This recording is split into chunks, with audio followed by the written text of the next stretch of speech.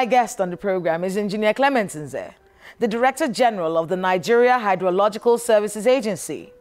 He walks us through some of the challenges faced by the agency as it tries to help stop flooding across the country. And top on that list is the fact that many state governors ignore the flood warnings and do nothing to prepare for the floods. Engineer Nze, welcome to Dateline Abuja. Thank you. It's my pleasure. Another year, and we have you here again. Yes. I was at the NEMA office the day the Director General was talking about the predictions, that basically the actions that states are supposed to take. Yes, and I remember listening to him, and he was being very, very careful.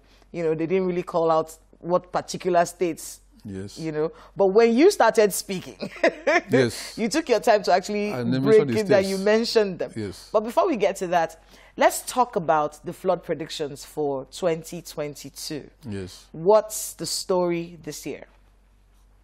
The story this year doesn't look much different from previous year, say 2021. Reason is that there has not been a corresponding response to the prediction that have been made. I mean, the things we say as an agency that are likely to happen. Taking measures to counter what the prediction is saying. So it's like what we saw 2021 is more or less repeating itself in 2022. So talk to us a bit about, you know, some of the flood-prone areas for 2022. From our prediction for 2022, and then taking into account the different types of flooding that Nigeria experiences year in, year out.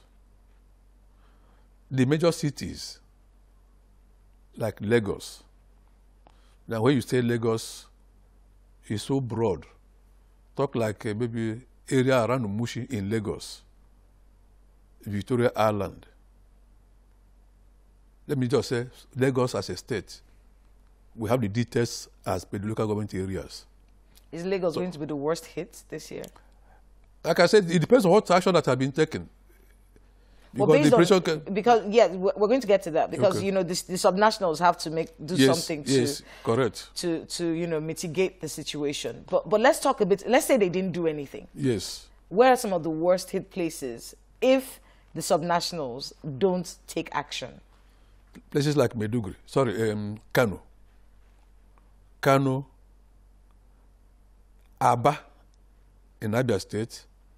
We mentioned Lagos already. Talk about Lokoja, Bayelsa, Rivers.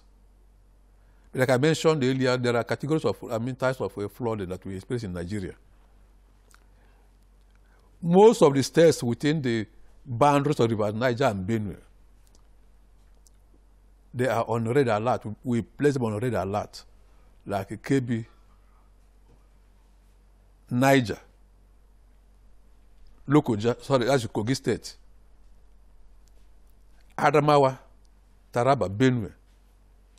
And then before Rivers Niger and Benue meet in Lokoja and begin to move down to Delta, Anambra, Rivers, Bayelsa, and so on and so forth. So those are states that are contiguous to Rivers Niger and Benue. Because of heavy amount of rainfall that is coming from all these catchment that will enter into these two rivers.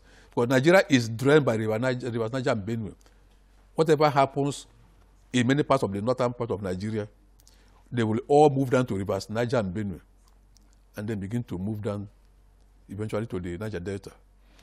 Over the years, you have complained about subnationals not taking the actions that they're supposed to take in situations like this. What are some of the things that they're supposed to do that they haven't been doing? We expect, you know, we've been watching the television for quite some weeks now, the heat of politics. We expect that when the states receive this information about weather, they should run with it. Cascade it down to the local government areas.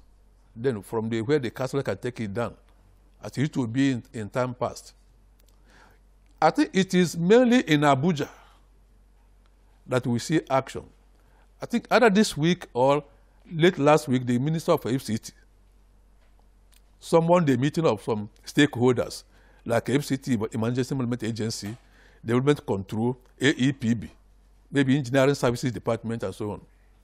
They went to town.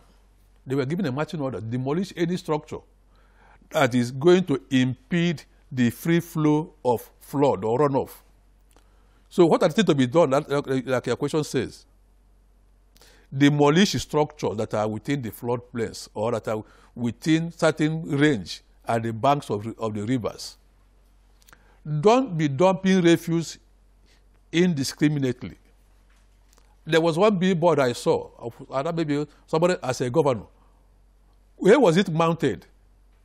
If you see a heap of rubbish, almost 50 or 100 meters, the distance, the length, rubbish heaped over months, if not over a year. That's why somebody put a billboard on top. I don't know what the person can vaccine for. Now, such things should be removed by government. You don't expect the FCT, I mean, at the federal level that is here in the FCT, to begin to police the governors that are autonomous in their own state. There are 3 tiers of government in Nigeria. So at the federal level, government is doing the best it can. So is it just refuse? Is it just refuse and I've talked about building structures within the river banks, not doing proper floodplain mapping. We keep talking about Threadmore Estate, Sunday Adewusi Estate somewhere in Day that axis. Talk about Lokogoma. In fact, Lokogoma issue, after the motion that was done in 2020, all that water moved. 2021, when that one was done, later people went and then put up some structures again. Again in Lokogoma? Yes, that's what happened. What happened, I think, last month or so, and early this month, the heavy flood that occurred. So before you build, you get an estate where you want to develop, build a number of houses. I mean, it's easy for us here. No, yes, you should engage experts to tell you ab initio from the beginning. Please show me the road flood will pass. We will continue to give flood predictions, and nothing will be done. People will still be making their money off of it. Maybe it's time to start thinking about ways that governments, state governments, can be compelled. That's it. To do it. That's maybe something. Maybe the agencies have to start thinking about ways to compel them. Why can't even the one you make for yourself implement it? The laws are already existing in the states. Why can't they?